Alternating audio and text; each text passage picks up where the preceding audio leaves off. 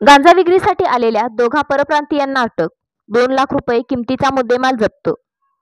कोल्हापूर स्थानिक गुन्हे अन्वेषण पथकाने गांजा विक्री करण्यासाठी आलेल्या कैलाससिंग उदयसिंग राजपूत वय 22 आणि किशनसिंग दौलतसिंग राजपूत वय 21 दोघे राहणार जालोकी मंदिर पोस्ट खमनैर राजस्थान या दोघांना अटक करून त्यांच्याकडील 2 लाख रुपये किमतीचा 10.5 किलो वजनाचा गांजा अंमली पदार्थ जप्त करण्यात आला आहे.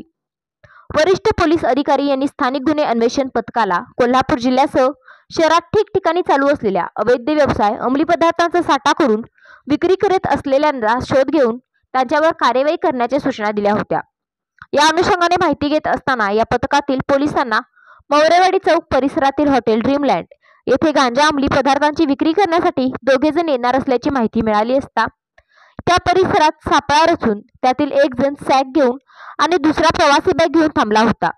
त्यांच्या हालचाली संशयास्पद वाटल्याने त्यांना ताब्यात घेऊन त्यांच्याकडील बॅगेची तपासणी केली असता बेकायदेशीरपणे विक्रीसाठी आणलेला 10.5 किलो वजनाचा 2 लाख रुपये किमती गांजा अंमली पदार्थ मिळाल्याने पोलिसांनी जप्त करून त्यांना अटक केली. त्यांच्यावर राजारामपुरी पोलीस ठाण्यात NDPS कायद्यानुसार गुन्हा दाखल करण्यात आला आहे. ही कार्यवाही पोलीस अधीक्षक माननीय महेंद्र पंडित यांच्या मार्गदर्शनाखाली स्थानिक गुन्हे अन्वेषणचे पोलीस निरीक्षक रवींद्र कळमकर, सहाय्यक पोलीस निरीक्षक चेतन मसुडगे यांच्यासह त्यांच्या पथकाने केली.